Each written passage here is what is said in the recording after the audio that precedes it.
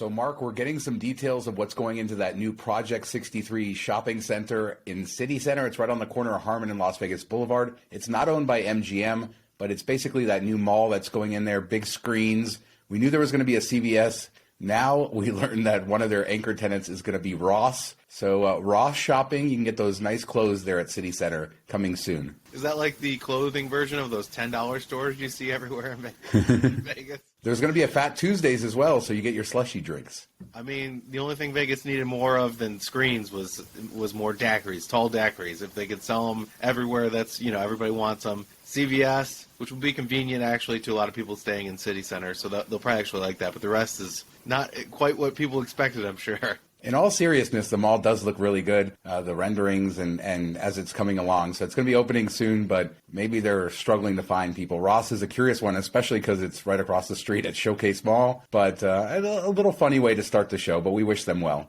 People do hate walking up the escalators when they're broken.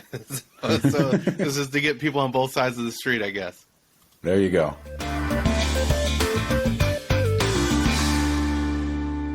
Mark, famously, you stayed at the Bellagio Spa Tower last year, I think, and we did a video about it, so it's on the channel if people want to see, and you had, sewage backing up into your bathtub, a sign that probably it needed a renovation, and Bellagio did renovate all of their standard rooms in their main tower a couple years ago. They have said now that they're going to start renovations on the Spa Tower. The rooms look very similar to what you see in the main tower, almost exactly the same, with one big exception. The bathroom is keeping the tub. The tub is going nowhere.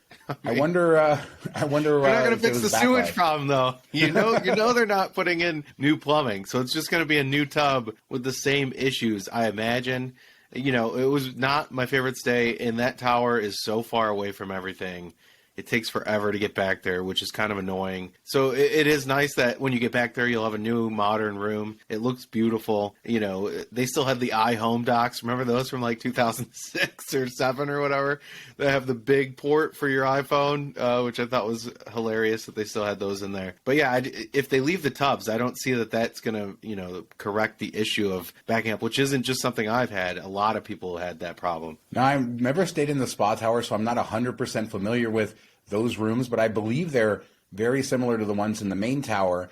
And the reason that they got rid of the tub in the first place was because there was no closet in the room, and they had these big, pieces of furniture that kind of act as a closet, and they wanted to get rid of those to make them more spacious. So I don't know what they're doing now, because the shower is where the new closet was in the room, and then where the tub was is where they put the shower in the main tower. So I'm guessing maybe they're giving up on the whole closet thing. People in the comments, maybe there is a small difference between the rooms. I can't really tell, but I've never stayed in one of those rooms in the Spa Tower. But like I said, the decor looks almost exactly the same, and I really like it. We've talked about how those rooms are very nice, inspired by Lake Como and really bright modern colors.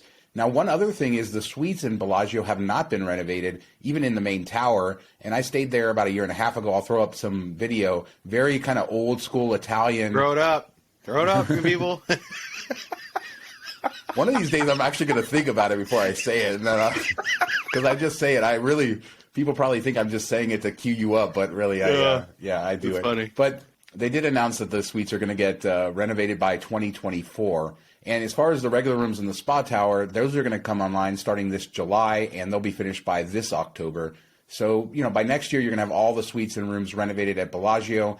And the suites really, like I said, they're very old school European, which is kind of cool, but kind of dated too. So I'm looking forward to seeing what they do with those big suites up on the top floors of the Bellagio. But $110 million going into this thing, more than the $30 million at Circus for paint. So maybe we'll get something really good. Bellagio needs to keep up because Cosmo really is the crown jewel of MGM now. And Bellagio trying to just keep up with the Joneses. One other Bellagio thing, Mark, is they are starting to build a bridge on that connector from Vdara to Bellagio that will connect Cosmo into the tram system, which is really good. Our friend John Ryan let me know that. He sent me some pictures of that as well. So nice way that they're connecting everything together. Yeah, that'll be nice getting around because it does take forever to walk. Even though the properties are pretty close together, it does take a while to get around them and to walk between them. So that's good. And I will say, the Bellagio rooms, even the Spa Tower room, they're very spacious. So that's nice. They have that going for it already.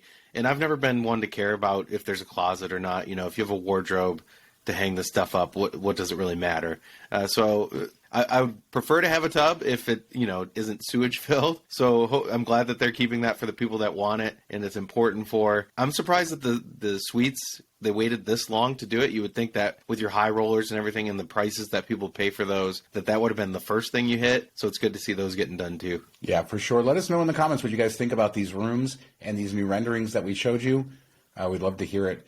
Now, Spiegelworld has made a huge, presence in Las Vegas. They have Absinthe, and then they have Opium at Cosmo, along with their Superifico restaurant. And we've talked about a few months ago that they're going to buy a town not far from Las Vegas and turn it into like a circus village, which is really cool. But a few years ago, they inked a deal with Caesars Entertainment to start developing concepts for shows. And I guess we're getting one over at Link in the former Imperial Palace Sportsbook space. It's going to be a show called DiscoShow. It's kind of hard to wrap my mind around this, but they said there are not going to be seats. It involves everybody dancing and learning dancing through it. Another one of those sort of next-gen kind of futuristic kind of takes, not futuristic, but certainly not old-school takes on entertainment. They're also going to build a restaurant there. $40 million they're spending on this place. I think Spiegelworld really is the future of Las Vegas entertainment, or these types of shows. I think it sounds really good. It's going to come online 2024, so we got a bit to wait, but they got the news out there this week. Did you notice they had like a sphere type of thing? They're like, we're going to have screens all over the inside everywhere to make it all immersive, like that you're there and everything.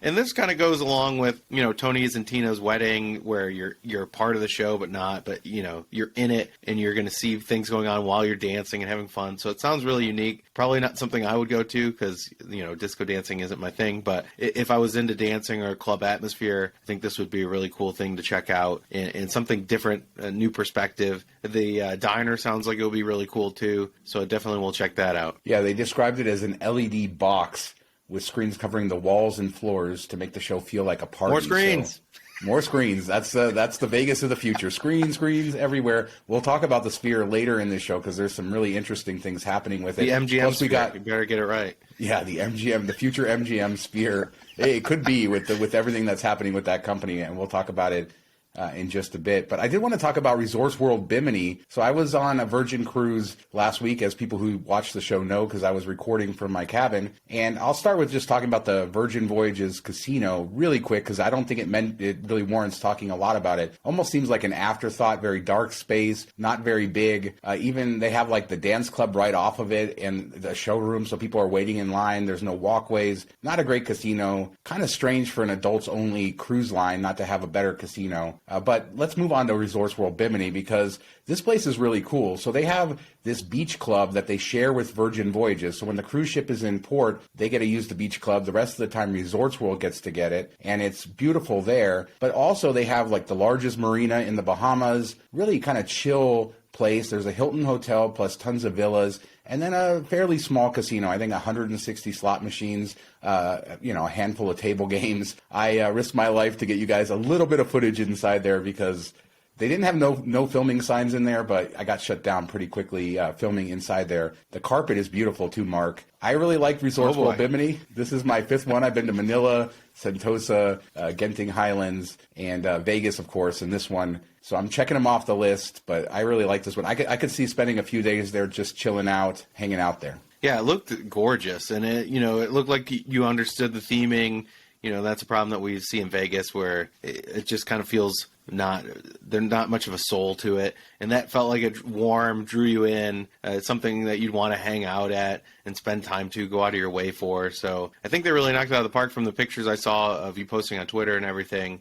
I really like the look of it. Now, where does this rank? Like, where would you put your top 3 of the Resorts Worlds that you've been to? I was just talking to my wife about this, and Resorts World is sort of this weird brand, right? Because they have their one in New York City, and then they have their couple more that they built in New York, and these are really smaller casinos. And then the one in Bimini is pretty small, right? But it has more of a resort atmosphere because it has the marina, the Hilton Hotel, and everything. And then you have like the ones in Vegas and Genting Highlands. These are like of a different scale. Sentosa in Singapore, they have a Universal Studios as part of it. So I would say that those are different scale, but I think Sentosa, the one in Singapore, is my favorite of all of them because it has a Hard Rock hotel, several other hotels, aquarium, theme park, really cool casinos. It's just the real deal. It's like the best kind of integrated resort, or one of the best integrated resorts in the world. So I would say that one. I like the one in Las Vegas, but how I feel about the hotels there. I do fear that the one in Bimini is just sort of a generic, Hilton, but I guess that's a little different being there. That's what they like to do.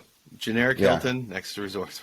Yeah. I mean, the villas looked great, though. They have these houses, and, Bimini is this long, skinny island. It's the closest island, basically, to the U.S., so it's only like 42 miles. So this is the closest casino or offshore casino to the U.S., and we saw people, like, pulling up their, small yachts and spending the weekend there and, parking there. And so it's that type of place. But, yeah, I really loved it, and it's beautiful. So if you have a chance to go there, if you go on a Virgin Voyage, you will no doubt stop there for the beach club. Check out the casino as well. They have shuttles that run all around the property, so you can get around without too much, and it's fairly big and stretched out. So like I said, yeah, the place is beautiful, so no doubt about that. They did a good job there, although there's a lot of complaints that people aren't disclosed when you're staying there because you can't use the beach club on the days that the ships are in port, so they get really pissed about that. If you're going there, make sure to pay attention when the ships are in port so that you kind of avoid that, so you can use the beach club, which is spectacular. It has pools. It's a beautiful facility, the beach club. So yeah, I could see being upset if you didn't know that you weren't going to get to use it. So that's it. I'm not going to talk too much about Virgin Voyages. I liked it. The casino felt like an afterthought. Now, Mark, did you see this survey that went out by this company called Price Listo, where they analyzed what's the cheapest city in the U.S. to have a night out? And Las Vegas ranked number one, the cheapest place, man, the cheapest place. And mainly because of our cheap hotels during the week, I think. Yeah, I think that definitely swayed it Vegas's way because, drinks and food. And it all depends. If you're going to a local place, it's, something different than if you're going on the Strip or in the tourist area. But the fact that they even included hotels in this, you think it would be more of a locals type of place where you're not staying in a hotel. So that definitely changes things. But, San Francisco was like 4 or 5 on that list. And I can't imagine their hotels being all that cheap, and nothing is super cheap in San Francisco. So I find this whole list to be a little bit janky. Yeah, and the way it's a nice way. Yeah, the way they define a night out is it includes the average price of a cocktail, a 3-mile cab ride, a bottle of wine, and a pint of beer. And then also included is a price for a one-night stay in a budget hotel in the city. Nobody eats on these nights out. Nobody eats. Yeah, they don't eat. But also, the median, the budget hotel rate, $62. So obviously they took off peak or something. That's great. It says cocktail, $20. But then it says one bottle of red table wine, good quality, $14. Where are they getting this $14 bottle of wine of good quality in any place in Las Vegas? Yeah, and I think fast food was the only food in there, and they're like $9 Happy Meal at McDonald's. Like, okay, you're going to go have your $14 bottle of high-end wine and then go eat some Mickey D's for dinner. Yeah, how do you get a cocktail for $20 but a whole bottle of wine for $14? Ridiculous. Yeah, this was... Yeah, I mean, obviously they do it so people will talk about them, but it's interesting to talk about. The most expensive city, San Diego, then Charlotte, then Austin, Memphis, and Columbus coming in there. So, yeah, a lot of the big cities came in cheaper for some reason. Maybe because they have more hotel rooms? I don't know. The whole list's terrible. Yeah. All right, so let's move to downtown Henderson really quick. I just wanted to show people. I was there a little over a week ago, right before I went on my cruise, and this is what it looks like, where they're building that new hotel attached to the past casino, the Atwell Suites. So this is going to be the first hotel in downtown Henderson. Water Street really coming along, so we'll continue to monitor this, but it's kind of going to be interesting to see this rise out of the parking lot that used to be there. And a lot to do there, a lot of restaurants coming in. That new mixed-use condo project across the street with new retail and people, moving in, living there is almost finished as well. So the revitalization of Water Street continuing, and it's good to see that. Not a lot to say right now. Just thought I would show you guys. So let's talk about the Sphere, Mark, because first off, we saw the first major testing of this thing where you saw the whole thing lit up. And let's start there. It looks incredible. It looks fake, but it looks incredible, right? I swear, when I first saw that and you shared it, I thought somebody used paint on their computer and just colored it in with paint, because that's what the picture looks like. And I'm sure the phone can't pick up lights that well, but it's crazy how unreal it looks, even though it is real. Yeah, it looks super bright. Now, modern smartphones do sort of like punch up colors, so maybe the colors weren't that vibrant, but yeah, it looked great. Now, what's not great is the mess that is going on with Madison Square Garden, or MSG Entertainment. I think the takeaway here, and we'll talk about this, they're going to split the company in two. The board has approved that. So basically, there will be a company called Sphere Entertainment Co., and that's going to operate the Sphere in Las Vegas, Tao Hospitality Group, and MSG Networks, which is what airs like the Knicks games and the Rangers games. And then the other one's going to be the Madison Square Garden Entertainment Corp., which is going to have their entertainment business, arena licensing, and the things like the Madison Square Garden, Radio City Music Hall, stuff like that. So they're splitting the company in two. And the main reason for this is because the Sphere has been such a boondoggle as far as cost goes. This is like a dream that James Dolan had, that if you really look at it in hindsight, this never should have been built. And I think it's great for Las Vegas that it was, but it's been a huge, tax on this company. And there's also lawsuits saying that when he bought the MSG Entertainment Networks for almost $1 billion a few years ago, he kind of didn't give the proper valuation to the shareholders because he was hiding the cost of the Sphere. So there's lawsuits. These are all alleged things that happened. They have not admitted fault or that they did this. But basically a lot of ugliness in MSG, and we'll see. But it kind of seems splitting the company. Are they just like offloading the debt so that they can file bankruptcy on this new Sphere company? What do you think? Yeah, I thought when they were going to break it away that they would just be the Sphere and not bring, the media and everything else along with it, because you're kind of tanking those companies down too. But maybe the Garden and all that stuff is like the profitable end, so they're just keeping that profitable, and they're grabbing all the bad investments and bad companies and putting it into one pot, and maybe that's where it's going. I don't know, but a shady guy doing shady things does not surprise me. Hopefully it all comes to, and I will say back to the lit up Sphere. Somebody posted on Twitter and said, a little bit much for 6 a.m. And that's a good thing that Vegas has the best blackout curtains in the world, because I couldn't imagine having a room looking at that with that bright color coming in the middle of the night. Yeah, it's incredible. The whole story's incredible. Do we dare call Dolan a visionary, though? Because something like this could never get built unless you had somebody like that push it through, and especially with the cost overruns and everything. And I think with the media coverage we're getting and the hype up for this thing, it's going to be an icon for generation or two at least.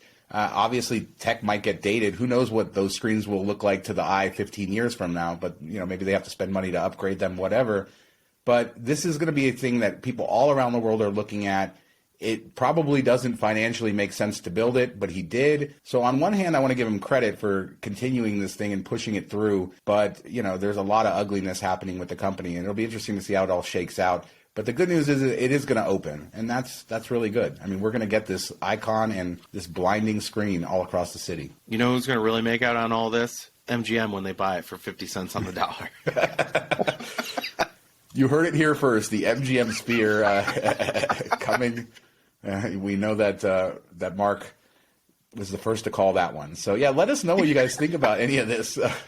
The Sphere, do you think, what do you think is going to happen with the company and everything as they split up their assets and, try to recover from this financial hit that they've taken because of the Sphere, Resorts World Bimini, the Bellagio Spa Tower, all those renovated rooms? Let us know what you think in the comments. We'll discuss everything there. As a reminder, we do 2 shows a week, Tuesdays and Fridays. And we'll be back in just a few days with another show. Thanks so much for watching. Talk to you next time. Have a good week, everybody.